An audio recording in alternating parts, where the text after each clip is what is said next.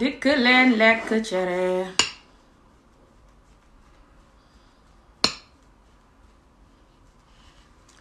xaaruma ba ci kanam léegi laay lekk. I'm going to eat now, guys. I'm not gonna wait till later. And I don't care. I'm hungry and I'm tired.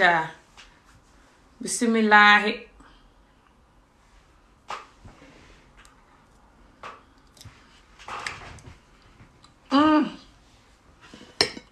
Ndaw cere ju neex. Aha leen baase bi. Baase baa ngi ni le. Maafe bi ma togg démb la tey baase laa ko def. defuma ci lenn de ni mel rek laa koy lekkee waaye fa doone mën nga koo lekk ak cere mu da baase rek benn yoon.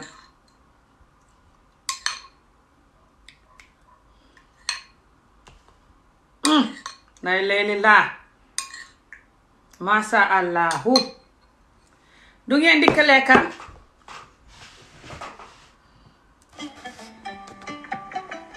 Bismillahi. Come and eat, guys. Cere and baase. Look. Cere and baase. Bismillahi. For some people who just always don't like it when I'm eating and going crazy, they have time. Bismillahi.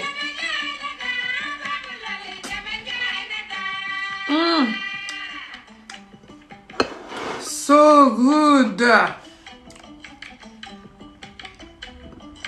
Why is food so good like this, especially when you don't eat for hours?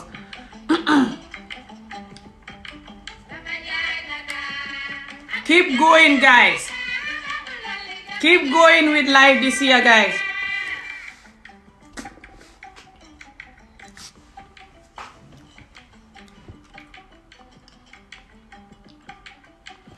It's very good, yeah. My sister in Gambia sells chere. Anyone that watch me from Gambia and want good chere, I'll give you my sister's number. Woo! Very hot. That's her chere from Gambia. Te gis nga cere ji boo ci defee laalo guy aka baax si yaram te neex.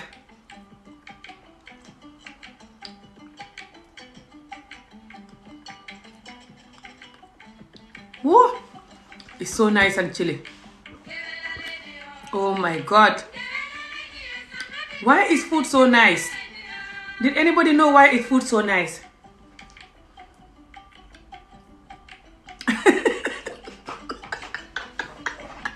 I don't know why food is so nice, guys. Especially when you don't eat for hours.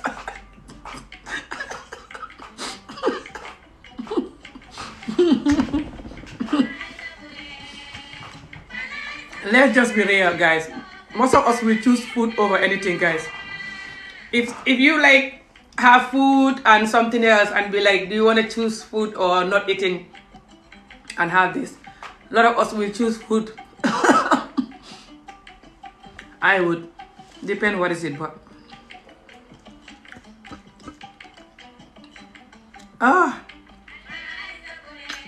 so nice. Cere ak baase bile.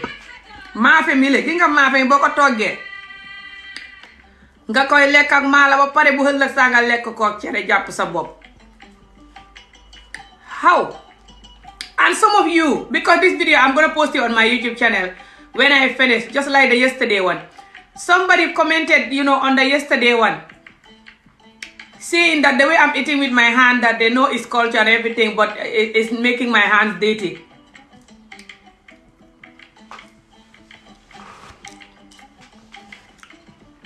I don't mind about food making my hand dirty. Oh my God, my head tie. You can wash it. I don't have nails, nail polish. I don't have nail extension nails, nail polish, nothing. I just wash it come off. I worry about things that will make my soul dirty. Like sleeping with men, stealing, lying, drinking, smoking. No hard feeling to people that do that, but things that is not good for my soul and my well-being. I worry for that, not my hands getting dirty with food. I love that. Yes, you can come and eat.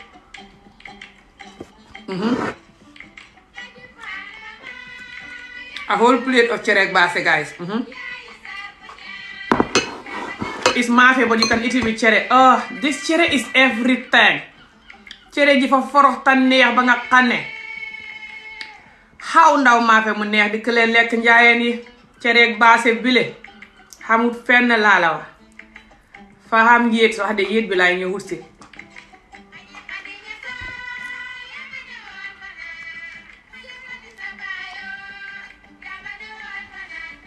xaw ma lu kii bind.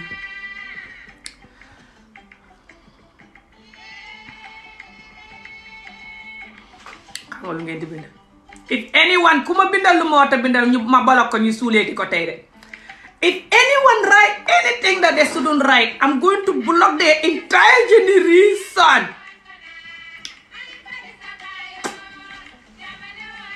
I swear to Allah. If anyone write anything that cross my line, I'm eating cere ak baase.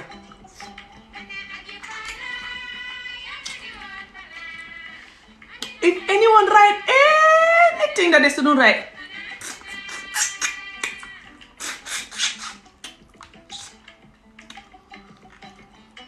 no matter how small it is,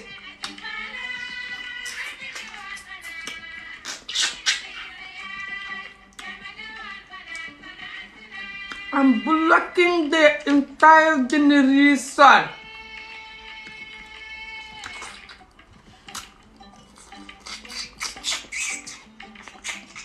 It's not left hand. This is my left hand. I can't do anything with my left hand. It's just the camera make it look like left hand. Anyway, why the community always focusing? This community always focus on crumbs, like eat with left hand, eat with right hand. When you're looking at the community on fire, you cannot talk about the important things. Yes, come. The cere is here, the basa is here. It's not finished. It's in the kitchen. Come. The children don't care about it. Why people always focusing on crumbs like eating with left hand, especially the Muslim community? How? Allah. The Muslim community always talking about eat with right hand, eat with left hand, wear your hijab, do this, do that.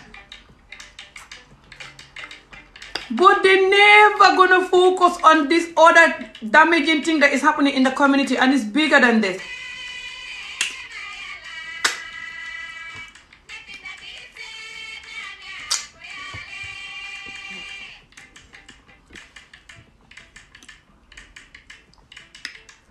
So many things that the community can focus on and fix the community, but they're not gonna do that.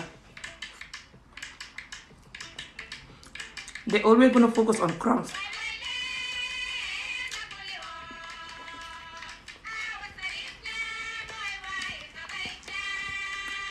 Talking about you shouldn't eat in public, you shouldn't do this. Hey, what's wrong with this community?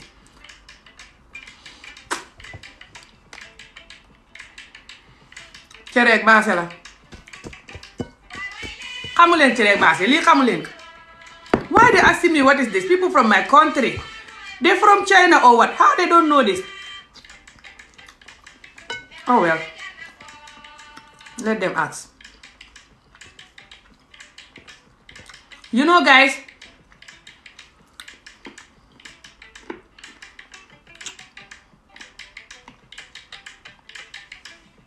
baase, you just cook it like you cook maafe.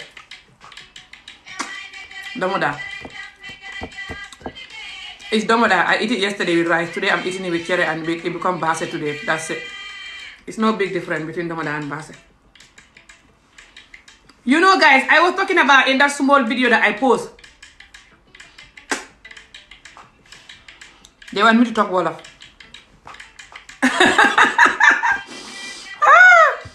It's like a war now with my video, because the moment I speak English, they like speak Wolof, and then the English people are like speak English.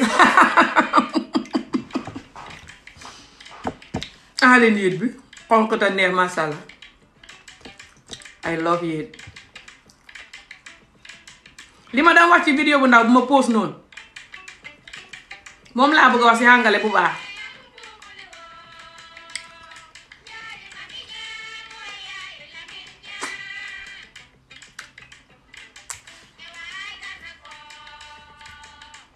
You know when sometimes you have problem with someone because they did something or you did something or whatever. But most of the time they did something, the people that did something to you, they do this more. They will go and start telling people bad things about you, you know. Because I think they're doing it so in case people hear what they did to you, so they will not be, they will not judge them. You know, they will like blame you instead. But what they don't know is that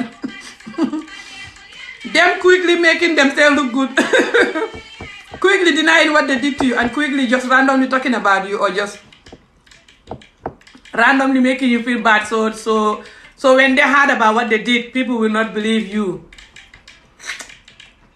or people will still love them or whatever, you know.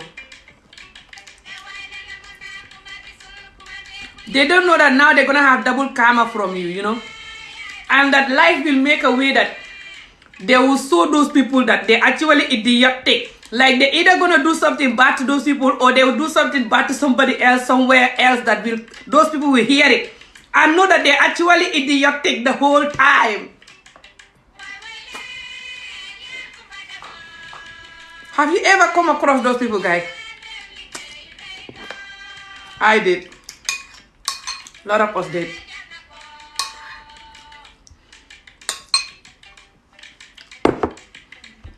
I'm too full, but I'm still gonna eat it. Guys, not too full, but you know. I'm feeling full, but it's early. It's coming to 2 o'clock. If I don't eat now, I'm gonna be hungry later in the evening, and I'm not gonna eat till tomorrow, inshallah.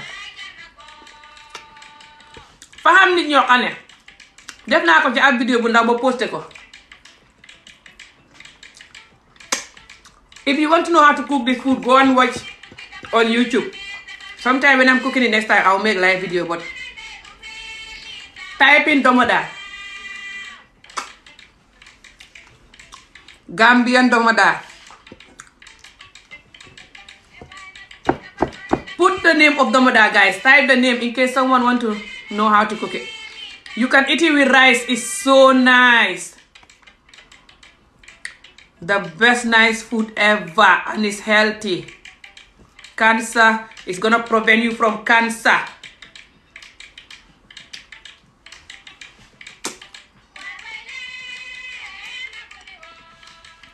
You love Gambian jollof rice. I love it too, but this one is healthier. The jollof rice is not bad if you use good oil to cook it. People just normally use the cheap oil, and the cheap oil is cancer causing. This year, guys, we all gonna focus on cutting down all the bad habits.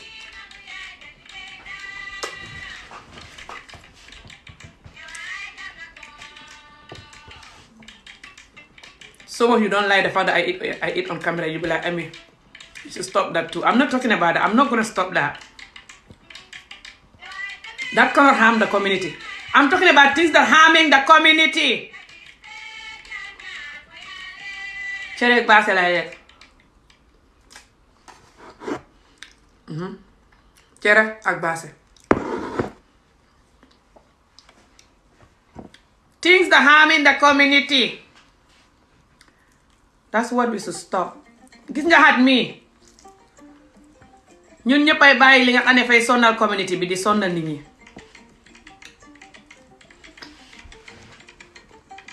This food is very heavy, by the way. When I finish this, I don't know what I'm gonna do. I was supposed to eat small one like this. This was supposed to be my whole meal. And I'm here trying to finish the plate. This is like half of the plate. Cere ak baase. I'm eating cere ak baase. What are you eating again? Wait. Let me delete this idiot calling me salty. Let me delete this idiot. Anybody type the word salte. Ku bëgguma dindi ko rek type salte. Anybody want me to block them, type salte. Salte is dirty, by the way. They call me dirty for eating with my hand when all their grandmother and grandpa their hands, and their parents do as well, still now even. I think it is called cherry rice. I don't know. It might be called that.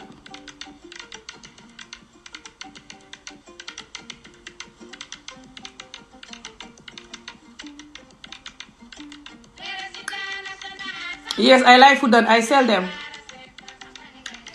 The henna. I sell the henna myself. I get them from Gambia or Senegal.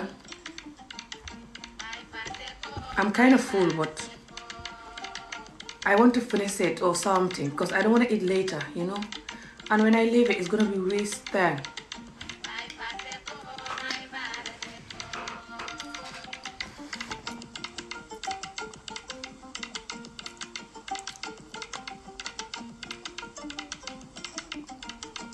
This cherry is so nice. So what happened is, this year we all just gonna focus. Hello. Focus on things that you know that we have to know. We know that we have to work on to move forward. We don't have to have a lot of regrets, you know, about last year and just about life and be thinking, oh, I should have this or this shouldn't have happened and stuff like this.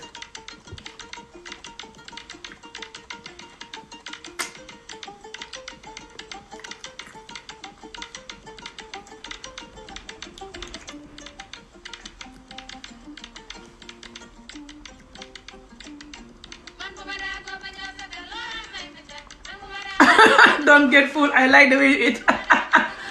So when I'm full, I'm just gonna keep eating because you like it. You're insane. So guys, this year ren gii kenn ku ne fa war a fexe seet yi nga xam ne moo koy jëmale kanam, seet yi nga xam ne moom la war a dindi si jikkoom yi mu dindi ko. Bu kenn faale waxi nit ñi. Don't listen to people and how they're gonna make you feel. They're gonna make you feel like a loser. They're gonna make you a loser actually when you can do better than them. But they're gonna tell you already that you're a loser and that give up and that get to hell. By treating you like a loser, calling you loser even, talking about you, gossiping, calling you loser,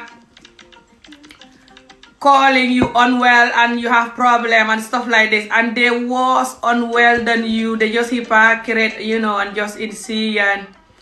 Don't try to explain to people how themselves are unwell and everything. Just leave them. Your karma will deal with them. Just focus. Just leave them. Just leave them and focus. What are all these people talking about?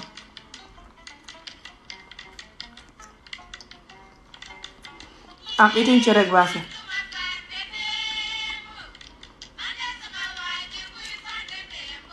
lot of people have problem with me eating like this and eating in the camera. I don't know what's their problem with it. This cannot harm my community. We always eat like this. We eat together under the mango tree. That's why I'm coming here. This is my mango tree. They know it. But the community is so hypocrite. They're looking at the big fish that is harming the community. And they're not talking about it. They're talking about crumbs. Like, don't eat like this. Don't eat here. Yeah.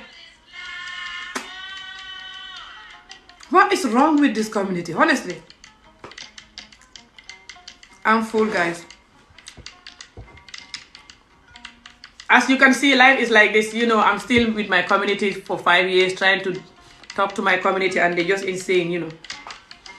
But I just have to keep going, no matter what, you know. So you just keep going, guys.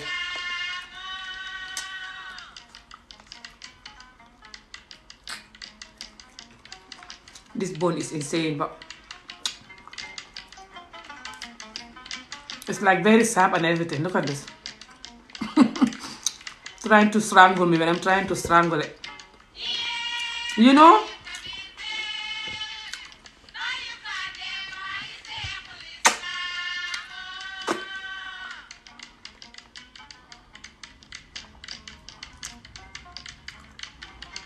nga bëgg a bokk si live bi no problem just live bi is not live bi waxtaan damay lekk rek di aka waxtaan you know aka xultoo ko waxtaan you know it's not like topic waxtaan you know live su may lekk du may bëgg nit ñi dugg si téléphone bi di ma xool you know dafa wuuteeg nit ñi toog ne di seetaan ak nit ñi dugg si téléphone bi jàkkaarloo man may lekk dafa wuute du may comfortable nit ñi buñ jàkkaarloog man si téléphone bi dugg toog jàkkaarloog man te lekkuñ fa wuuteeg ñu yundu ko de people want to come into the live video and they're gonna come inside the phone looking at me and they're not eating. I don't want that. If they're just standing behind the phone looking, it's fine. Sitting or whatever, you know, behind the phone. It's different from them inside the phone looking at me and they're not eating. With me, I'm not gonna be comfortable. And they're saying they want to come in. How are they gonna come in here and they're not gonna eat? I'm not gonna take them at all. They're not gonna eat. They're just gonna stand there, you know, looking at me inside the phone, and I'm gonna feel bad.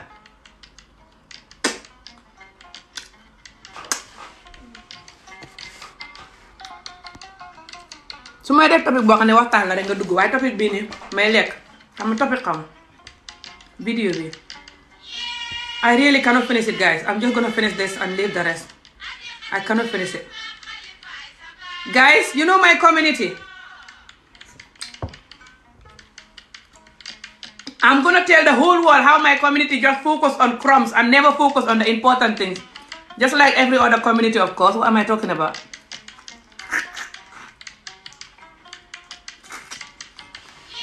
I'm eating domoda.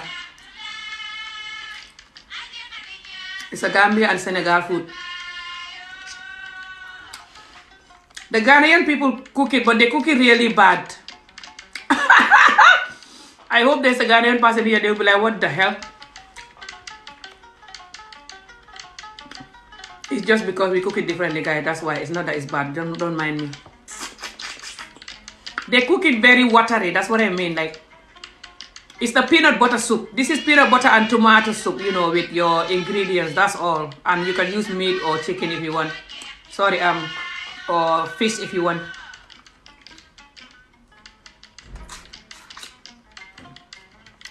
What the hell? The bone is dropping. But the Ghana people cook it, but they cook it so light.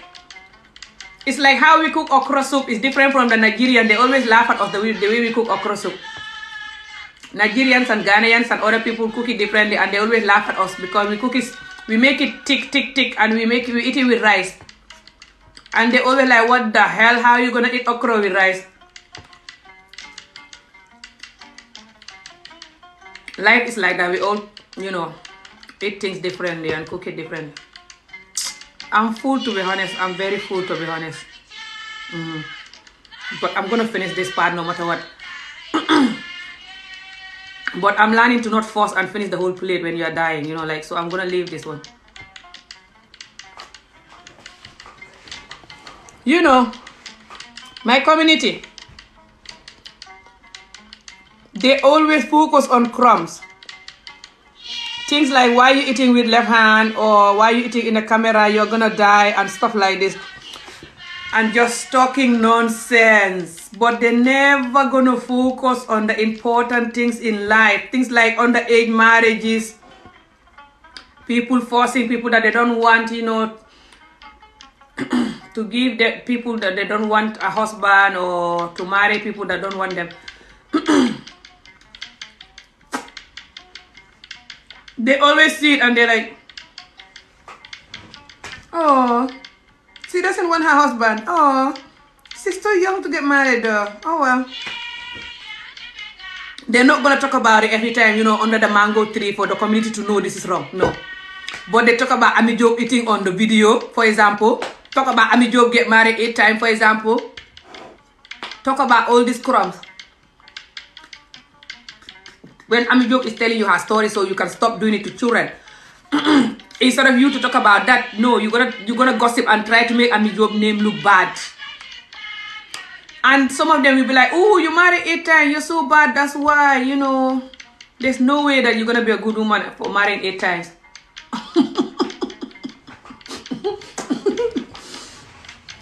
I'm like, get to hell. I know I'm good. You don't know what my problem is. Why I married 8 times. You don't know. I mean, are you in Banjul? Are you from Banjul? No. Banjul is the capital city. I'm not from there. Ah, I hate Banjul. Banjul is so small and dirty. Full of gutters and just full of mosquito and insane. I live in Tanje. That's where my land is. That's where my people are. I have a small land there where my mom is living, you know, and the family. But I grew up in Serekunda.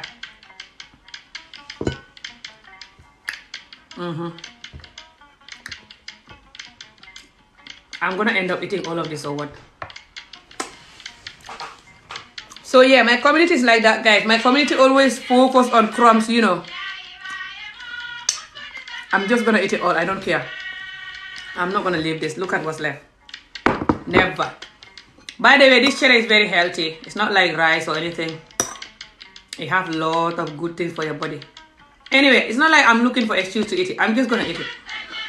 Who cares? None of anybody's business.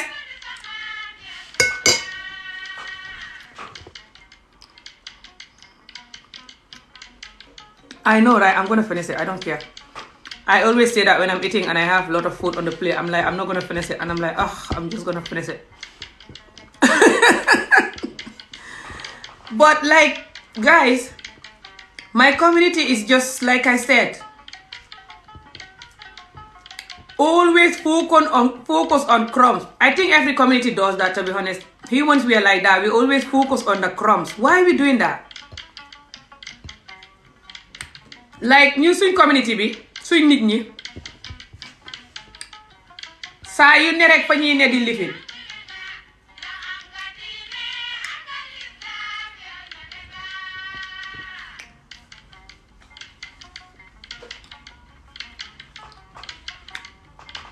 Fa ñuy wëcc yu xam fayda yépp.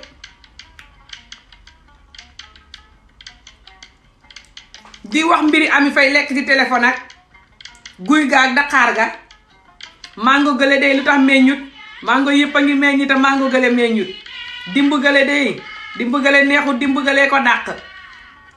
Te ñu ngi seetaan yu xam fulla ak fayda yi nga xam ne lañ war a wax mooy yàq community bi ñu di ko seetaan. Surtout góor ñi nag. The men in my community, they're worse. They're never going to condemn their fellow men for the nonsense they're doing in the community. Marrying 2-3 women and cannot be a good wife. Sorry, husband. Imagine if they were wives.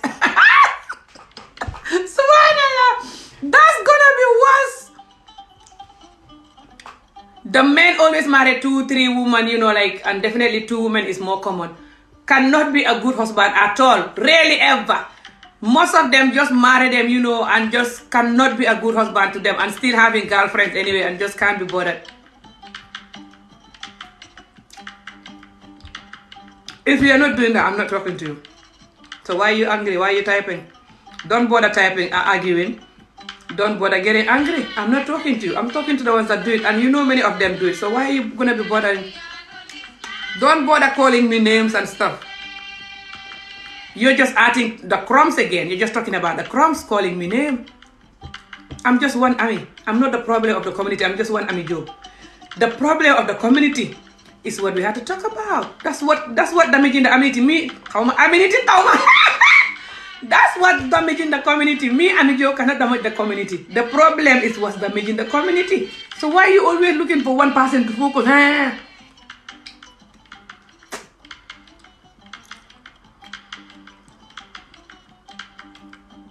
The men in the community, you know, the men, they are the head of the community. That's why I always talk about them. They don't like it, but they can get to hell if they don't like it, especially the bad ones.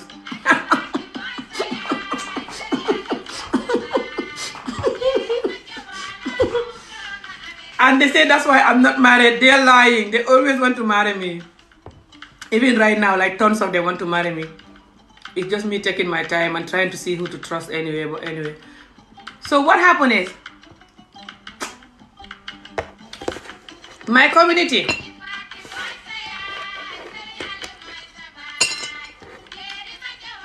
always focus on the crumbs. talking about things like,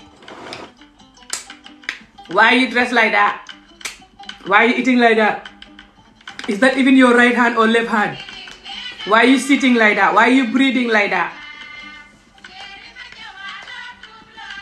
When really the reason why a lot of us talk and behave the way we behave that they so-called don't like is because what they're doing to us that lead to that, isn't it? Did they have brain even, these people that do this? They have brain or their brain just traveling to China and back? Oh well. They behave like they have no brain, but I think they have brain. They just pretend like they have no brain. You are getting older. Better to marry. True. True. I'm 41 now, I know. I'm trying to get fit in case I marry again, you know. So I will know how to deal with him, you know. But that doesn't mean that I have to freak out or get stressed because idiot like you is saying that to me. But anyway, what do you want me to do now? You want me to just... A lot of these men that are after me, I can't even trust some of them. A lot of them are like, I love you, and they don't even know me. And some of them, you can tell the way they're talking that they just like need some healing, like Ami Job herself. But anyway, a lot of our men actually need healing because a lot of them been beaten when they're young so much and they normalize it so much. They don't want to confess that they're like me, they need healing. They're like, no, I'm fine. The beating doesn't do me anything. The beating make me good. The beating make you evil. That's why when you love someone, you're so angry and so big, full of ego and just lying and going crazy, cheating and being idiotic. It's because of the beating. And you're here denying the reality and going crazy. So you marry or you're not divorced? I'm not married right now. Just leave them. They always say it's left hand. I like eating, of course. You don't like eating, how you alive? How you alive when you don't like eating? When people telling me you like eating, is that those people that have eating disorder and don't like eating typing, or is that those people that also deal with their plate like I do? Oh my God, what are we like? You like eating, I can see that, but so, remember, maybe someone will take you to be the second wife. Never! I'm not married to any married man. I'm not dating anyway, but even if I was, I would not date a married man. The married men, they always after me. They cannot have enough of women. Lot of the married men, they always love other women and going crazy. Yeah, I'm allowed second wife. Yeah, I'm Muslim. I'm allowed second wife. Hey. Oh my God. And most of the time they lie. They're not even going to marry you second wife or whatever. They just want to get to you if you're going to allow them anyway. Or they're going to marry you and they're not going to be good. A lot of them. They're like, you know, cannot do what they should do and just don't care. And the moment you say anything, they're like, you don't want to be married. Huh? Your husband. Why are you talking like this? We're like, I'm a joke. Yeah. This community is insane, guys. But I'm going to go, guys. maa ngi dem xendu leen jàmm kii mu ne maa war a xam na amaat jëkkër léegi ndax man maa ngi màggat si waaye fay fen but anyway su fekkee ne ngay waaj a màggat wala yaa ngi fa ne yaa ngi waaj a màggat when no man thinks he's gonna be old, she should just like, she's getting older, you know, like she should just focus on getting healthier, you know, and drink water, eat vegetable, eat healthy stuff, you know, eat moringa, baobab, all this good stuff, rather than worrying her age, you know. And she should learn how to not be stressed 24 hours. She's gonna look young and beautiful that way than worrying about her age and getting older and going crazy or taking drugs and alcohol or allowing men to sex you in the name of so they can marry me or in the name of enjoying life before I die or in the name of whatever. they're gonna bring you heartbreak if you love yourself, and they're gonna bring you disease, and just they're not experiencing you when they don't deserve you. But anyway, you can do that if you want. But foog naa ne like jigéen bi su fekkee ne yow foog nga ne dangay màggat. I'm living in Planet Mars. I'm up there, Planet Mars, this new planet. I'm joking, I'm in Scotland.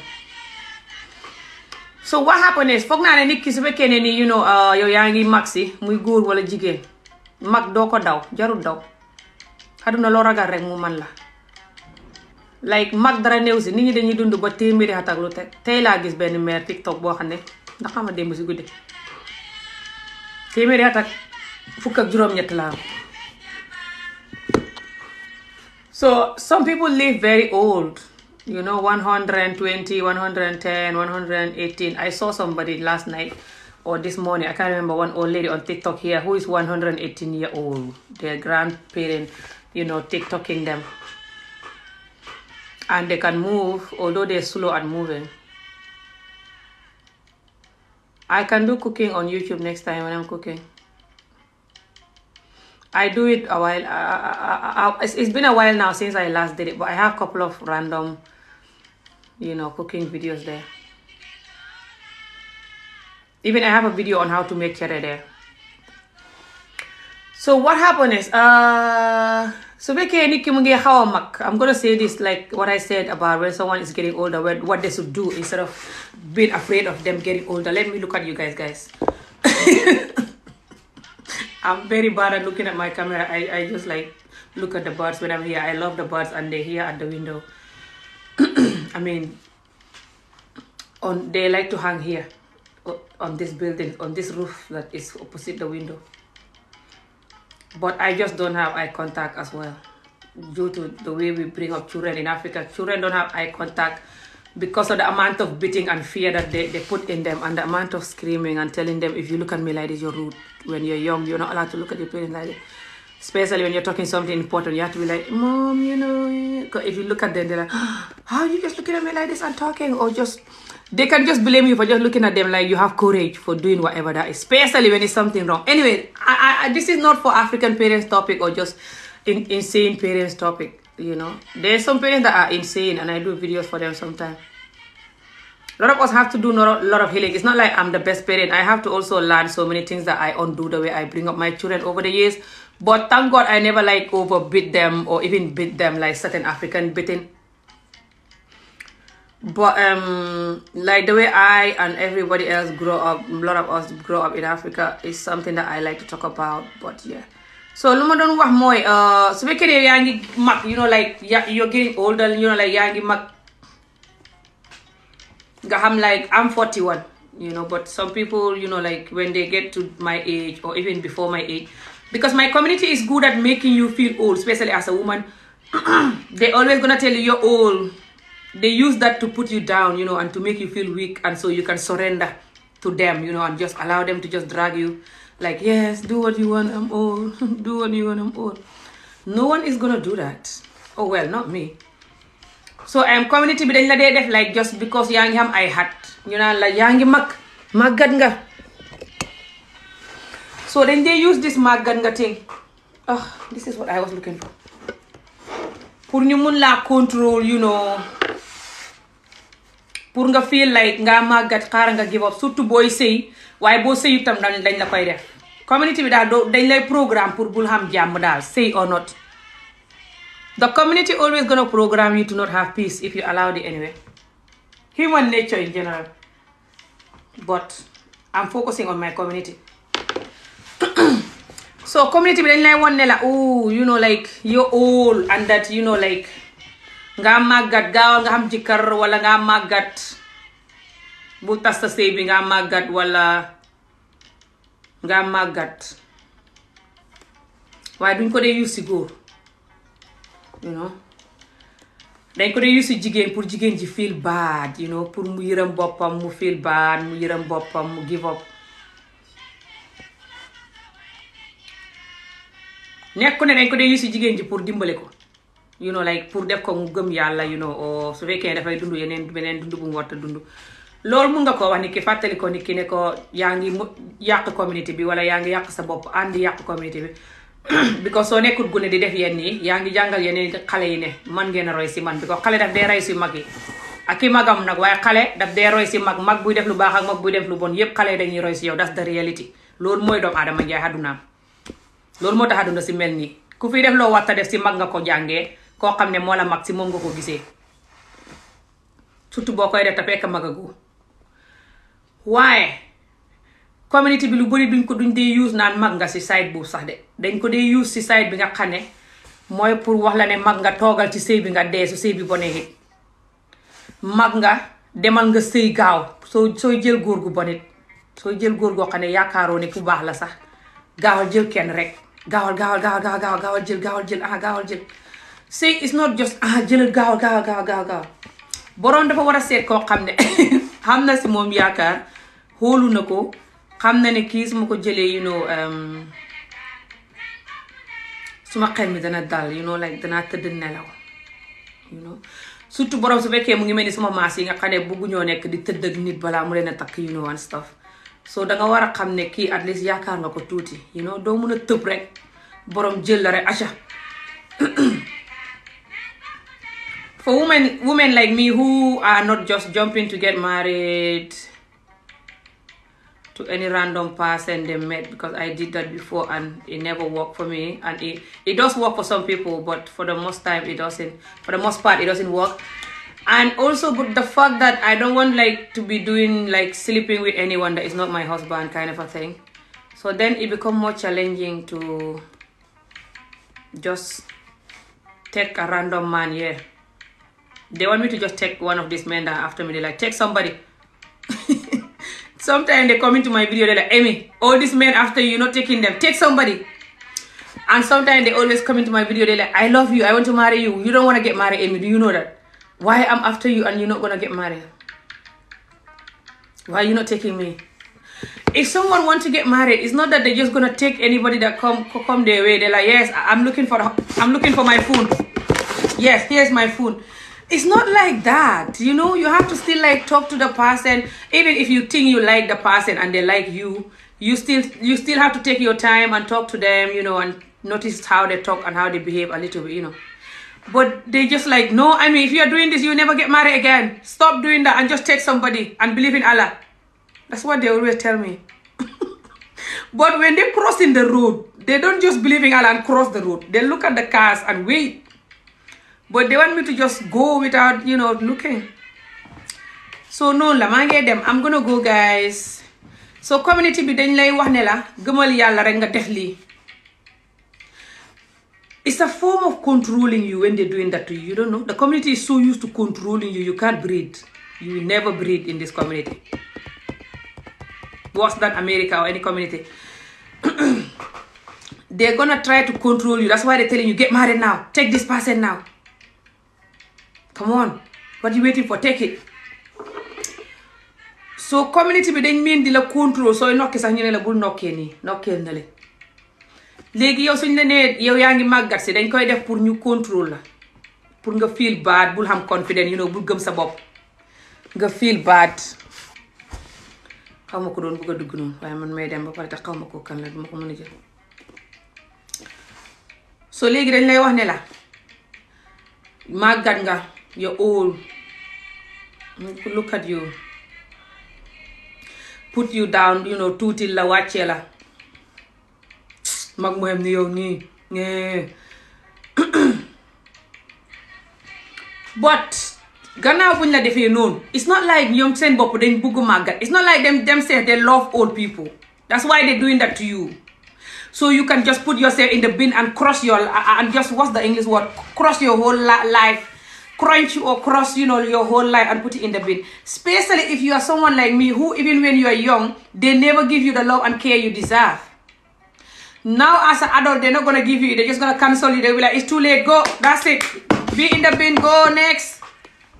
So nekkee ni ko xane yaa si community bi bu yaa ngi nekk xale musuñ laa jox love bi nga soxla ak mbëggeel bi nga soxla depuis yaa ngi nekk xale musoo koo xam si community bi. Ok? Surtout si góor ñi bu dee jigéen nga wala su dee góor nga sax musoo xam jigéen bu la love dëgg jigéen bu baax si yow for example waaye léegi nga bëgg a try pour xam loolu ñu ne la mag nga demal toog bu ko wut bu ko lijjanti demal toog wala ñu ne la jox jëlal anybody. nekku ne anybody moo mën a joxe loolu. lot of people don't know how to give you this love and attention that you need as a person. A lot of people don't know how to give you that, especially in the community. That's the reality because of the trauma and bullshit that we go through. So if you want to take your time, some of them know how to give it, but some of us know how to give it, but it's not many. So if you want to take your time to pick that one that know how to give it, they're like, don't take your time, just take this person now, get out of here, come on. And it's not like they love old people. Like when they call you old and discard you, that they're gonna love you. They actually hate old people, even though we come from Muslim community. And Sallallahu Alaihi Wasallam first wife was way older than him.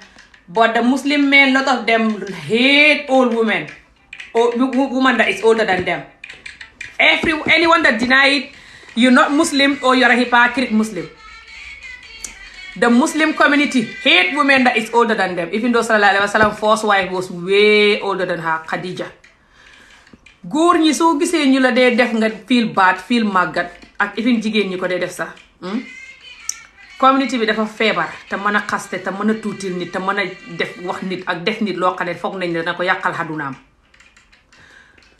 moo tax ñuy def noonu because community bi nekku ne ñoom dañ bëggut jigéen ju mag wala jigéen ju màggat wala jabar bu la mag community bi bëgguñ loolu even though community bi ñu ngi woowee seen bopp jullit te sallallahu alayhi wa sallam dafa amoon jabar boo xam ne moo ko mag muy Khadija foos jabaram bi waaye community bi de hate jabar bu leen mag community bëgguñ ko ñaata góor ñoo fi am jabar ju leen mag how many Muslim men have a wife that is older than them?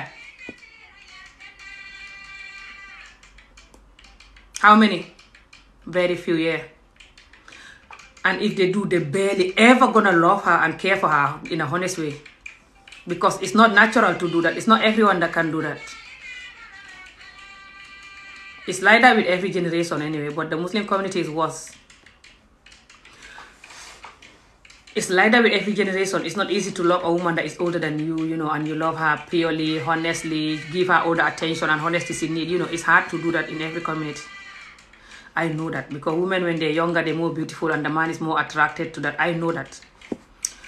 But why these men know that, that the community don't like older women or women who are older than them, and they're always making the women feel like they're old and horrible, is for them to put the woman, cage the woman. Because even if the man, also even if, for example, the way I'm 40 now, if I have a husband from my community that is 40 or 45 or 50, they still might treat me, if I'm lucky, it's like 1 or 2 out of 10 that might treat me with pure love and and respect from my community. That's the reality. The rest, even if they're older than me, like with 10 years even older than me, or like 5 years older than me, or definitely if they're my age, they're gonna think they're way younger than me. This is how my community talk. They're like, when the man and woman is the same age, the man is way younger than her because the woman is, just get old quickly and that's it. And it's not like they're saying that, but they're going to respect and love the woman that is older. It's like when it's 10 of them have a woman that is older or even my age, even if they are the same age or they are a little older than the woman. Majority of the women who are my age and they are married, especially the ones that are married for like 5-10 years ago, majority of them are crying because their husbands always tell them, you're old. If they're trying to get attention, the man is like, you're too old for this. And if they try to tell the man not to marry, the man is like, yeah, hell yeah, I'm marrying. I want someone younger. And sometimes they don't say it like that, but they'll find a way to do it. What they also do sometimes in order to marry another wife, even if they cannot afford it or they can afford it, but they know it's going to hurt the woman feeling. What they normally do is they can even like do something or just put themselves in this sexual mood. So they'll every time ask for this woman to sex them. Every time. And if this woman is like, what the hell? And they're like, well, then allow me to marry somebody else because my sex drive is just too much for you. They have that insane, idiotic behavior as well to use it to marry women. I never really talk about this particular one, by the way. I keep forgetting to talk about it. I'll tell them it in my language. Beneen bi góor ñi di def moo bu nga xam ne fañ koy def pour sëy ak jabar joo xam ne booriñ koo takk su fekkee xamuñ luñ takkee ñaareel mbala waruñoo takk ñaareel because xaaxo bi buggut te xam nañ ne suñ ko takkee xaaxaw bi du xamatee ak ñoom jàmm te seen sëy bi ñu xam ak xaaxaw bi xat yi yëpp dana yàqu te xaaxaw bi dana mer mën nañoo gàddu xam sax te jox seen sëy bi dana yàqu wóor na leen léegi duñ bëgg a tëb rek takk léegi fa ñuy naan garab mbala ñuy def dara mbala ñuy just forcer seen bopp pour ñu xam sexe ak xaaxaw bi saa yu ne su xaaxaw bi waxee ne what is it su ma nijaay lii lan la ñu ne ko ne wel soo ko bëggut ba ma takk keneen parce que góor laa mënoo maa satisfy fekk fa ñuy fen ñoom ci seen bopp ñu ngi dee buggu ñoo nekk di xam sex all the time no waaye fañ koy def pour ñu use loo noonu blackmail la ne la sex bu ma bugg nii mooy too much sex bu ma bugg nii parce que man léegi gaynde laa fas laa I cannot have enough with sex now. Yeah, I'm a robot. Give me sex or I'm going to marry somebody else. Sex or I'm going to marry somebody else. Sex, you cannot help me. Sex. And they're lying. They're forcing themselves to be that hopeless sexual sex computer. How? I'm going to strangle this community. You know that. They're actually going to put themselves into this sexual computer person, robot. Just so they can tell the wife, if you cannot allow me to marry somebody else, then come and sex me all the time. And the wife is like, what? I married you all these years. You're not like this. And now what's happening? They're like, I don't know. I don't know. Just, do you not like it that I'm like this? I'm laughing, but I'm crying. This community has so many ways of blackmailing and finding their way through getting you and through getting what they want. They have different behavior for every time. That's why this community is ruined. This community have a lot of karma. They know how to collect different karma from people and thinking it's a joke, enjoying themselves, thinking it's a joke. They don't know that they don't get away with every single thing they do is going to come back to them in a different way. That's why they cannot have peace. A lot of the men cannot have peace. Even if they have business, they cannot have peace. And they cannot have peace. They cannot develop themselves. They cannot even be a good president or good minister or good nothing. Nothing is working for these men in this community. Nothing. Hardly ever. They cannot be successful because of the amount of karma that they're collecting from their women and children. And when I tell them, they say, me, I'm broken. They know what I'm saying is the truth. But their answer is always, you're broken there. You're talking from the pain. I can feel the pain. Doesn't matter you feel pain or you feel ice cream. Just change. Know that what I'm saying is the truth. The pain is not important. Doesn't matter you feel the pain. You should be lucky you feel the pain. I'm telling you the truth with the pain. You should be lucky. So now, just take the truth and run with it. And use it. But no. You're going to sit there and throw in crumbs. I can feel the pain, yeah. Talking from pain, yeah. Hey, another broken woman, hey. This is why Amy Jo is not married. She's like this. You're lying. You guys always want to marry me. Doesn't matter even if I was broken, I'm crueling. You will marry me because you're like that. You marry anybody. Even if they're crueling, you don't care. So why are you talking? I'm going, guys, because if I start with my community, I'll be here all night. All day, sorry. maa ngi dem. Community bi fay xam seen jikkoy blackmail ak jikkoy wax yu bon yoo xam ne fañ koy wax blackmailee la ko wër la tënkee la ko ba xam liñ bugg. Soo duwee seen jabar ñu naan la ngaa màggat. Soo duur seen jabar ñu ne la ba tey ngaa màggat. Demal sëy ngaa màggat. Su góor gi duwee sa morom mbala mu magee la juróomi at fukki at sa bu la ko magee di la xooxee màggat yow moom mi la mag fukki at màggatut. te fekk yaa ko gën a wér. Fii jigéen bu fi màggat moom la neex ni ngay def mooy ngay lekk-lekk yu baax ci yaram yëngal sa yaram wi bul xeesal di yàq sa der bi ne jogg di ko seetaan. Su la buggee def dof wala màggat du la faale def la xaj boo ko nangoo yaa koy nangu boo ko nanguwut nga xam ne nga am fayda boo ko nangoo nga xam ne good luck. Man de duma ko nangu loolu du sëy. Yéen niñ leen di sëyloo xee ñun du sëy fa ñuy deeloo di ñu naqatloo di ñu rey loolu ak sëyloo du benn yéen a ko tey xam ngeen yi may wax. Normal naqati sëy normal problème sëy taxut may wax. Góor ñu soxot ñi nga xam ne ñoo ñuy bës pour ñu dee ak jigéen ñi ànd ak ñoom di ñu bës parce que jigéen ñoo ñu ngi jël soxot gi ñoom ci seen bopp ñemewu ñoo wax. Looloo tax may wax gis nga liñ may bindalee màggat nii moo indi wax ji yëpp. Faale huma màggat mi may wax de faale huma loolu man dama relax about life jóg sa say su ko wéy dëgg de moo tax ma di leen wax suma at bët bu set nu ko doon du ma leen ko wax. Bot dama lay woon community bi nuñ mel rek foo tollu ñu wut dara luñ la wax mun naa am kooku waxu ko woon pour merloo ma on the thing mun naa am daf ko doon wax rek pour kaf mun naa am nekkutoon daf ma doon ñaawal te it's not like dama mer xam nga man lu nekk laa day use rek pour wax ak ñun you know like so yeah community bi is like that you know you just have to know your way around it you know if you don't know your way around it they're gonna discard you ruin you and jump to the next person because community bi soo xamul nooy def ak ñoom fañ lay yàq ba pare sànni la jël keneen kuñ yàq rek sànni ko jël keneen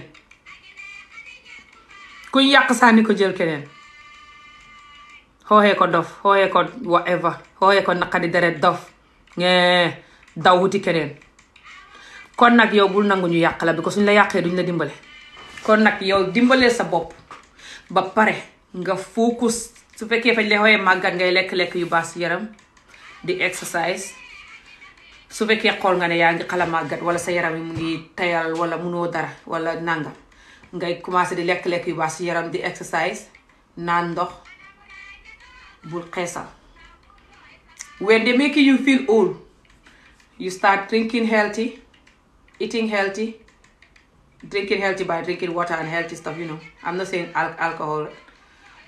alcohol you can drink it if you want but subhanallah I don't think there's no any healthy alcohol or and stuff like this but anyway I mean like drink like healthy stuff water and healthy tea healthy juice you know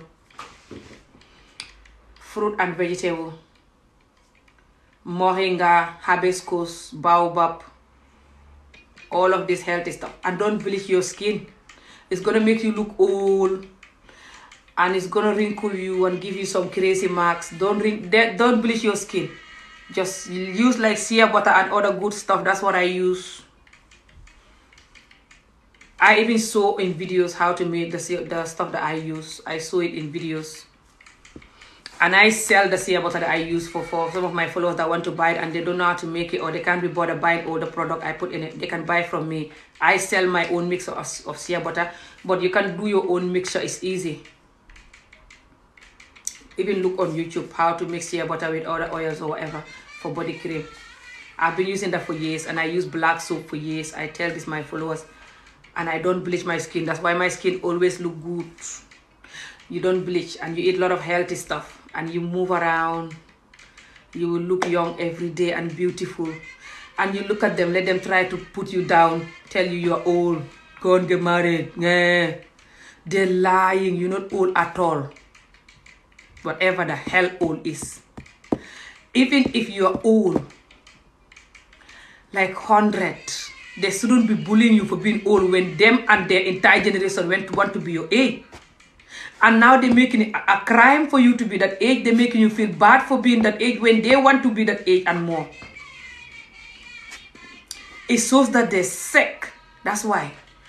So they're going to try to tell you you're old, get married, or you're old, I'm going to marry somebody else. Or sometimes they don't want to tell you you're old, I'm going to marry somebody else. But they're going to behave like you're old and they're going to marry somebody else.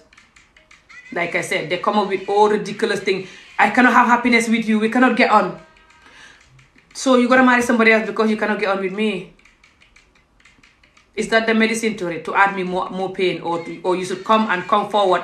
Let's talk about why we cannot get on. Learn how to get on with me and I learn how to get on with you. That's the medicine. Not you marrying somebody else to make me more angry. Lot of them marry 2-3 wives when they shouldn't. Marrying 2-3 wives is not for everyone just because you're Muslim. Because it's not every woman that can handle it. And it's not fair for the women and the children for you to ruin their life just because you want to enjoy another woman. When you are a Muslim doesn't mean that you shouldn't have a heart, because Allah teaches us about love and care for others. Allah don't tell you if you don't marry the second wife, you're going to hell. Sorry, if I was a man, for example, and Allah said, if you don't marry second wife, you're going to hell. If you don't marry a young person, you're going to hell. Allah never said that. But why they choosing that is because it favors them. They choose that. And they know that they cannot, do everything, that Sallallahu Alaihi Wasallam was doing because he's a prophet and that, some of the things he was doing is just for him to do. And they cannot copy the good thing that he was doing. He was doing so many good things. They always leave it and jump on the things that when they do it now, it's going to harm people now. Things like marrying somebody that young and you don't want them, and things like marrying second or third wife when you cannot afford it. It's not even like you cannot afford it because you don't have money. It's also you cannot afford it because you don't know how to give love. Do you think it's easy to give one person love, not to mention give it to two people? For you to give love, you have to be very kind, honest, caring, patient, easygoing, enjoy, giving others pleasure. All of those things, you have to have that character in order to be someone who knows how to give love. You don't know that? So you don't even know how to give one person love, but you're going to jump and have 3-4 people to give love. How ridiculous. So what you're going to do is you're always going to leave the old woman to, the first wife to suffer. Lot of our community people, the first wife is the one to suffer. 9 or 8 out of 10 first wives are suffering. And they're not allowed to divorce at all. The moment they divorce, the whole community will bully them. You're divorcing because your husband married somebody else. Oh my God. You're divorcing because your husband married somebody else. That's not the only reason why they divorce. They divorce because the man cannot be a good man to the woman as well. It's not that the man just married somebody else, but the man cannot be a good woman to the woman for years. And then now he marries somebody else on top of that. And continue being a bad woman. Sorry, bad man. So community bi dañ lay programme pour bul xam jàmm surtout boo nekkee jigéen. For exemple, dangay xam jëkkër ji du mas a nekk nit ku baax si yow. Ay xat mu ngi nekk di la def jikko yu bon soo waxee surtout boo commencé di am ñaari doom ñett mu def la màggat sooy xam ñaari doom ñett rek mu def la màggat rek taxañ la sànni jam la fële def la lekkukaay ngay togg muy lekk ak saawum la soxlaa su la soxlaa moom boo ñëw su paree yenn yi nga koy raay sax suma nijaay mu ne la ma sonn surtout bu xamee jànq nag góor ñi siy jànq xam jànq dem xéeg jànq ba bañ di ko waaja suuli mu ñëw tëdd soo koy raay suma nijaay di guddi soo koy raay maa sonn tey maa sonn xaaral ba fajar maa sonn yow nga nekk si loolu di muñ léegi musut laa jox mbugéel soo gisee muy tëb rek ne fay takk ñaareel soo gisee suñ communauté bi di takk ñaareel suñ communauté bi di takk xale boo xam ne buggut leen ak a takk ñaareel it's not like suñ yonent bi history la ñuy toppandoo no it's because ñoom seen bopp dañ soxot xam nañ ne suñ yonent bi li mu doon def lu baax yëpp newuñ di ko def te suñu yonent bi waxut ñu ne ku takkut ñaareel ngay dem safara ku takkut xale ngay dem safara waxut ñu loolu you see so ñoom soo gisee ñuy cuus ne danañ takk ñaareel te danañ takk xale ku ko mën a def ko nu xale ba ndawee rek baax na jamono léegi bii soo gisee góor ñu bëri ñemewuñu sax xam nañ ne xale bu ndawee ba ëpp fañ leen siy tëj waaye nu ko noonu ba tey ñu def ko ñoom góor ñu bëri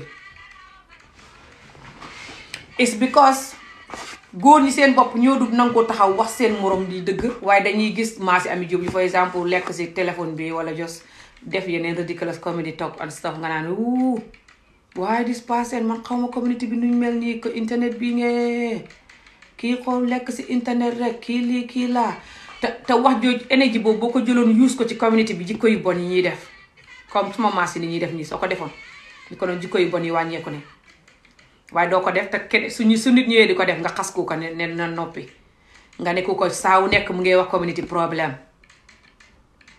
People like me, they said I always talk about community problem because they're not talking about it. No one is talking about it because anyone that start talking about it, especially the men, they will condemn you. Especially when you talk about the bad thing that they're doing, they will condemn you. That's why a lot of women are afraid to talk about it. Especially the women that are married because most of the time they have a husband who is doing those bad things, so they cannot talk. Also, if they talk about it all the time, that husband himself will condemn them and the rest of the men. And the women that are not married, when they talk about it, most of the men will be afraid of them, will not marry them.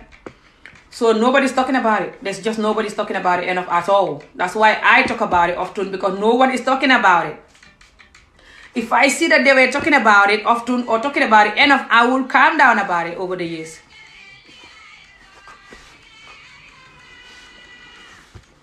I know they don't want to talk about it. They just leave people suffer, and they don't know that when the women suffer, the men will suffer. Because if the woman cannot have peace, he cannot deliver the peace. It's just like me. You see how I am like, So the women, when they don't have peace, they cannot give you back the peace. You, the husband, the children, the neighbors, the family members, no one can have peace from her. Well, not genuine peace, unless if she's faking it. And for how long can she fake it? So the community will just choose what they want, and then just focus on crumbs. Because the community program you from when you are young to be selfish and only think of what you want. And sometimes they don't notice that that's what they're doing to the children. It's complicated, but yes, my community do that a lot, Even when the man is marrying second wife and he cannot afford it, he's programming his children to think that when they grow up, they have to think of themselves only. Because everyone knows that this second wife is for your own good. It's for your own good, this second wife, for your own good. Everyone knows that, right? Even the birds, they know that, right? The 2-year-olds, they know that this second wife is for you. Not for them. Good. And you cannot buy them a dress. You cannot buy them a jacket, proper jacket. You cannot buy them proper trainers. You cannot buy them proper bed, nothing. But you can have a second wife.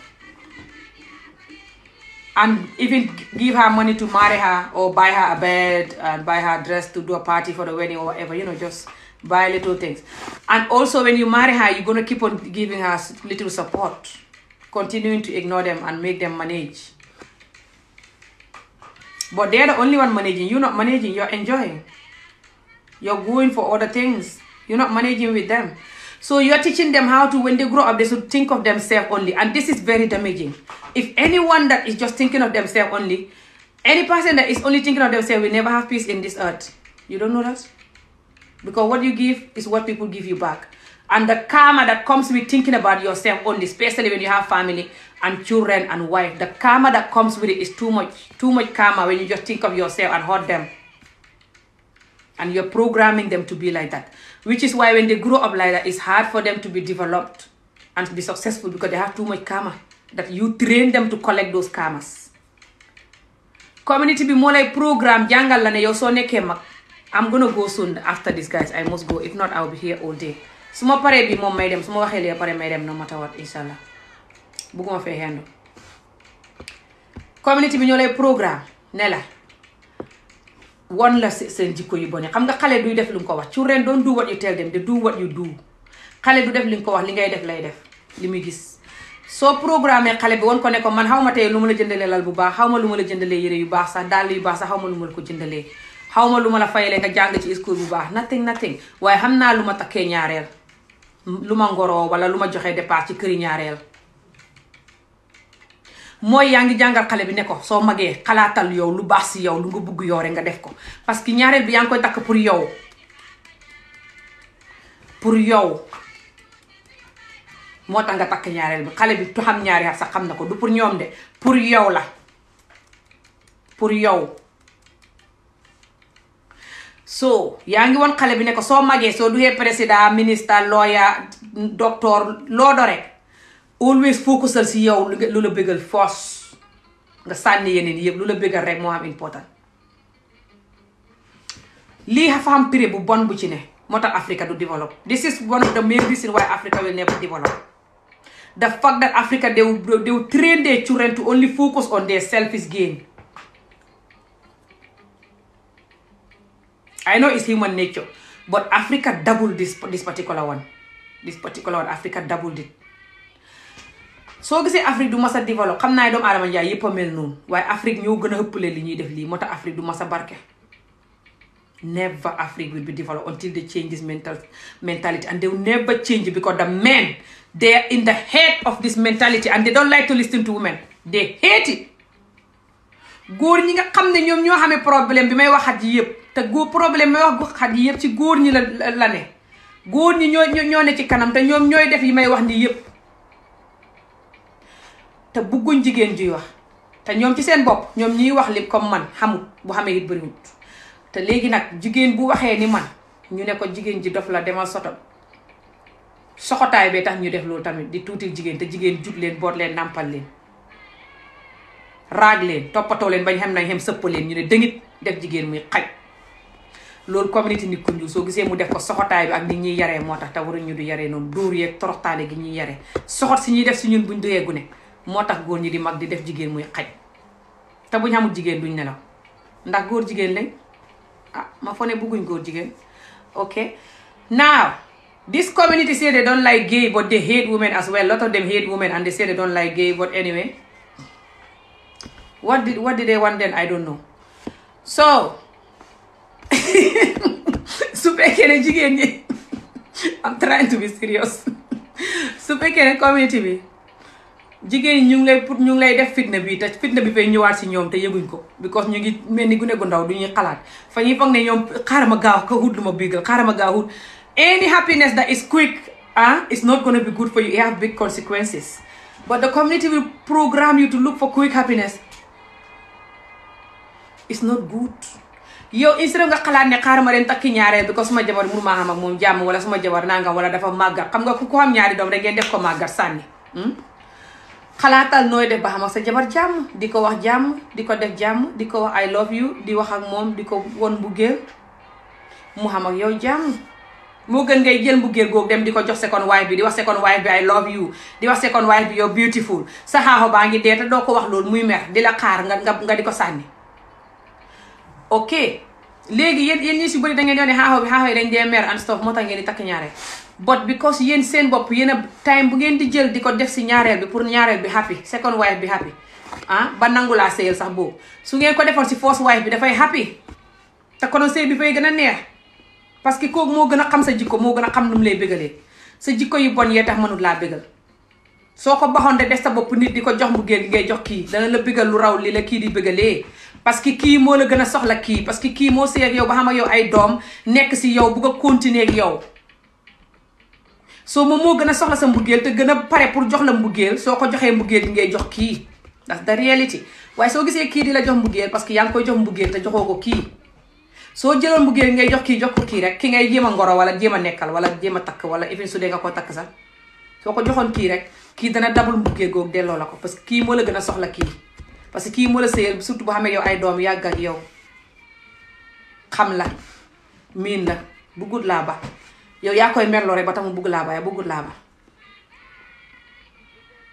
parce que communauté bi ku bëj sëy bu sëy ba bonee yow la ñuy xas kon nag communauté bi benn jigéen bugg fee tas so waaye communauté dañ lay programme pour bul xam jàmm yow góor gi def la ngay xeeb jigéen def la ngay tuuti jigéen def la ngay daw wuti ñaareel instead of nga faj problème bi jàngaluñ la ne sa problème xamee si kër yi ngay toog nekk def sa bopp góor time boobu góor for me a man it's not when there's a problem in the house you run and look for somebody else or run and look for girlfriend or run go somewhere else like a coward.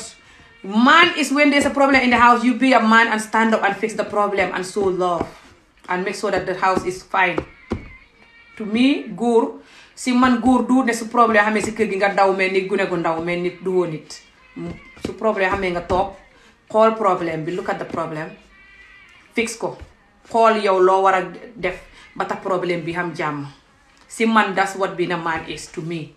To me being a man is not just when there's a problem you run and go and have sex somewhere else or go and enjoy yourself somewhere else and come back and tell the woman to not talk and just shut up and just take the problem. Because you don't want to hear complain. Complain is no good. It's not complain. Why you calling it complain? It's because you don't want to change. You know we have so many words that is blackmailing. So in community, we Adam and humans in general have so many words that are manipulative. You know. So in community, we Adam and in general dafa am wax yu bari yoo xam ne dafa manipulative. Like dañ koy wax pour blackmail la pour koñe la. So soo gisee su jigéen di wax. Wala even yeneen góor yi nga xam ne dañ di am façon problème yi soo gisee su nit ki di wax nga naan ko yow complain rek yow moom complain jàmbatu rek wax rek xultu rek it's not like kooku xultu rek it's because kooku dafa mel ni yow yaa ngi boyal safara ba mu boy nga teg ko ci safara bi moo tax dala yuuxu te xam nga ko waaye soo gisee ngay wax loolu bi ko danga bëgg mu sotop bëggoo a wecceeku te ngaa bëgg mu sotop. Me, I am in Scotland. Nga bëgg mu shut up te yow bëggoo xa wecceeku. You're not ready to change and you want her to shut up and take you for who you are. For the nonsense behavior that you are doing. Let her accept it. That's why you're telling her that, you know, that she's complaining. But you know she's not complaining. You know she's telling you the truth. But why our marriages now is the way it is because we're not allowed to talk. When we're talking, the man is like, you're complaining. Instead of the man to listen to us, feel the pain, and change the behavior that he's doing that is not good for us. A lot of the men are not doing that. Some do it. Salute to those. A lot of them refuse that in our community. This is why a lot of our marriages are on fire. And a lot of the men are having girlfriends, second, third wife, going crazy, smoking, and stressed to hell. And they're dying too. When you go to Senegal, the amount of people that died last year is like over 10,000. And it's only 1,000 plus that is a woman, guys. The rest is all men. Hell, this is scary. When I hear this news 2 days ago, I was like, what? All of these men are dying because of the fact that they cannot give the woman peace, and the women will give them back the pain that they give in the woman. And they cannot stop and check what's happening. A lot of them have stress, and stress is the #1 killer now. Everyone knows that. Plus, when they're young, they've been beaten so much that alone is a massive stress. Grown up in a family that beating you so much. So they will beat them so much, and they will grow up having stress from this woman that they're giving stress, and the women keep giving them back the stress. Hello. And then they're going to have karma from the women as well, because they're going to be cheating, and they will have karma, especially if the woman is not cheating. Because cheating is money. That money and time they spend there and refuse to give it to this woman, God will punish them, and the woman karma will haunt them. And they teach the children to be selfish. And especially if they're marrying somebody else, and this one is suffering with the children, and you jump marrying somebody else, doing a big party for them, and just giving them money, looking after them, you know. Especially when they're young. It's more expensive to have a young woman nowadays in Africa. Depend, but some young people, they still give them away for nothing just because of this nightmare underage marriages. You have money for that, but you don't have money to look after your first wife and the children properly. Give them decent life they deserve. You don't have that money. But you have money for second wife. You're teaching your children to be selfish. And you're going to make this first wife to be more angry at you. And even the children, they have to force themselves to respect you. If not, you don't deserve the respect. They know you're selfish. Gune yi sax nga leen di force yàlla la ñuy seet ak seen yaay ak just forcer pour ñu respect la. Suñ seetoon li nga def duñ la respect parce que xam nañ ne seen baay dafa selfish, boppam rek lay xalaat. Moo tax xamul xaalis, mënut leen a xame bu baax biñ yelloo. Joxut leen ko, waaye mu ngay jël xalal ja di ko def feneen foo xam ne moom lay boppam lay enjoy. Te war leen a def ci kër gu baax, war leen a jox lekk yu baax, war leen a jox yére yu baax, surtout bu dee jigéen joo xam ne dafa yàgg a torox ak yow te xamul dara. Xamoo dara. Fi mu ne nga commencé xam war a ñëw nag fay ko nag coono bi mu daan coono yëpp nga fay ko ba dabul ko. Déedéet. Ngay dem jël xalal ja daw dugal ko feneen, moo tax xalal ja yëpp a dee yàqu afta. Ba pare gune yi léegi def na si ñoom ñu forcer pour respect la, waaye suñ la toppoon duñ waxateeg yow. Ndax doo defoo sa bopp nit. Yaa ngi leen di jàngal ñàkk ngor ak jàmbu ak selfish ni koo xam ne boppam rek lay xalaat, loolu nga leen di jàngal. So man nag maa ngi dem community bi is like that, dañ la dee def nga feel màggat feel ne ngaa màggat, soo waxee ñu ne la nga am problème wax rek te fekk ñoo lay rey ba tax ngay wax. So yow jàppal si yàlla rek te nga focus, ngay lekk-lekk yu baax si yaram, yëngal sa yaram wi, naan ndox, you know, try ngay julli, just try di def lu baax. Bul nangu seen stress beeg seen jikko yu bon yi ñu lay def di la dugal si lu bon, wala ngay xendu si téléphone bi di jëw, wala ngay nekk di xam ay group of enemy defante, wala ngay dugg si loo warta dugg. Never.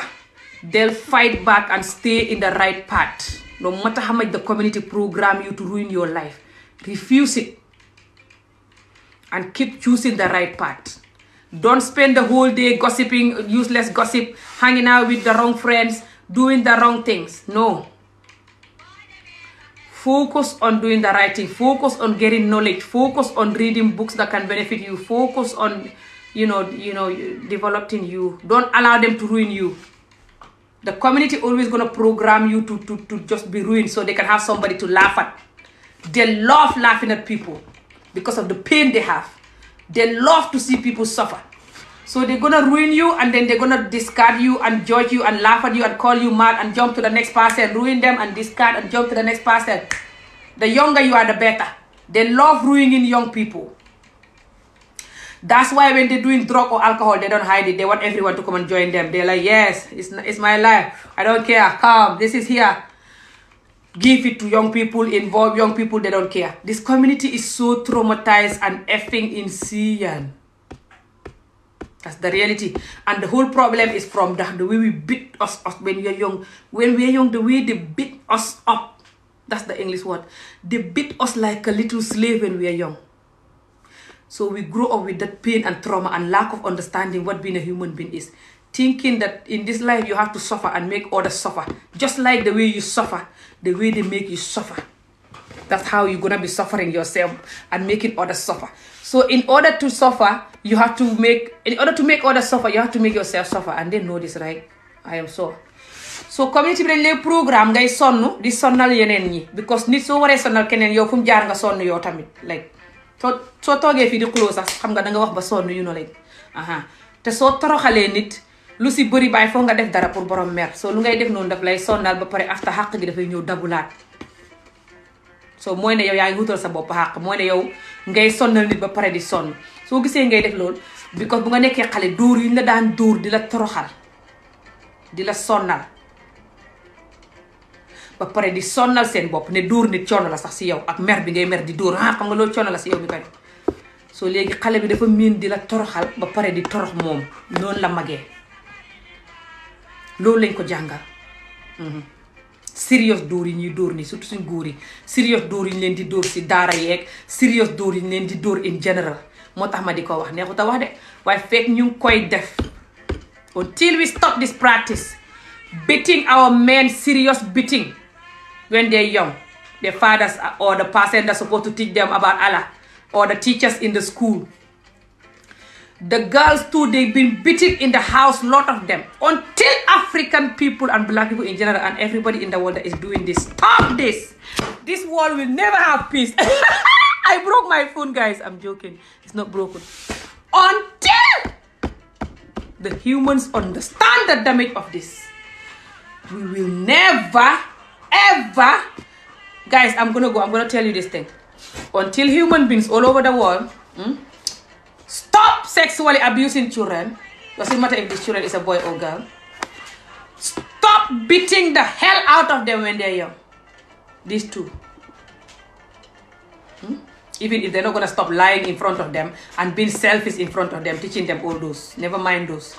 Until human nature stop these two, we will never, ever have peace on this earth. Alcohol will be more, drug will be more, sex will be more, betrayal will be more, lack of knowing your self-worth will be more, neglecting all the religions will be more.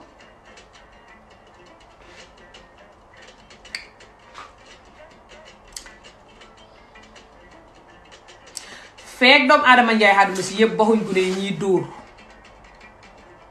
ak gune yi ñuy sexual abuse di leen làmbatu àdduna si tout fekk baxuñ loolu su fekkee ne sax duñ mën a ba di fen ci kanam gune yi di leen jàngal fen ak tappale te duñ mën a bàyyi di selfish mooy nga xalaat sa bopp rek def lu la gënal rek te ba gune gi te doo ko xalaat lu ko gënal moom ak yaayam and stuff su dee duñ mën a ba loolu it waaye loolu it si lu gën a mën a yàq gune la bokk suñ baxee di leen sexual abuse muy gune góor ak jigéen a seen bàyyi di leen dóor yu métti ba gune yi miin toroxtaande suñ baxut ñaar yooyu ñun àdduna si tout suñ ko baxut surtout ñun Afrique ne ñoo koy gën a def danañ yàgga xalaku duñ mës a développe duñ mës a barke te sàngara yi danañ gën a bëri drogue yi danañ gën a bëri sa agressé meeg sàcc meeg fen meeg njaaloo meeg jëw meeg gëmadi yàlla mi dana gën a bëri nit ñi ñàkk a xam ñoom ñooy kan dana gën a bëri ndax gannaaw bu la sa nit ñi toroxalee pour yow nga xam yow yaay kan lu jafe la man xam naa si dara ndax man nit koo xam ne laa dama gëm suma bopp te li nekk suma digganteeg gëmam bopp mi sax li tax li nekk suma digganteeg moom mooy suma communauté bi toroxtaande gi ñu ma def te di ko def nit ñi imaginal man suma communauté bi toroxalutoon kamay gëm sama bopp soo man ak yeneen xale yi ak yeneen mag ñi ngeen gis ni gëmuñ seen bopp yëpp yéen a leen ko def yéen a ko tey fekk communauté bi ñu ngi def li ñuy def danañ yàgga xalaku. Can never have peace until the community stop what they're doing. Imagine someone like me, if I didn't experience what I experienced in my community. Imagine how I'm going to believe in myself and have self-dignity and self-worth, because still now I'm fighting all these years. I never want to allow this to ruin me. I love believing myself no matter what. It's like it's natural in me. I don't think it's because of this I have this. Never. It's natural. Imagine if they never did this to me. Imagine all these other people that they're doing this to, that making them don't know their self-worth and self-value. And when these people behave like an idiot, like they don't know who they are, like the way I'm doing sometimes, you know, then they're angry. They're like, oh, why are you doing this? So until we know that we, human nature, we ruin life and we continue to ruin life, and then looking for presidents to blame and minister and stupid Donald Trump, until we start taking this, you know, the reality in our hand, we can never get anywhere. We will ruin human nature. Us human, we will ruin human nature. ñun doomu aadama njaay yi fekk ñu ngi bàyyi suñ jikko ju ñu ngi def suñ jikko ju bon ji di sikk ay tubaabaka sikk guy gaa Dakar ga te bañ a wax dëgg bañ a def dëgg bañ a def lu jàmm danañ yàq àdduna si tukkal àdduna si. So finish maa ngi dem xendu leen jàmm. I'm going, guys. You guys have a good evening. Break your phone. I know, right? The phone dropped on the table when I was like I do that sometimes when I'm so much into the topic. I'm like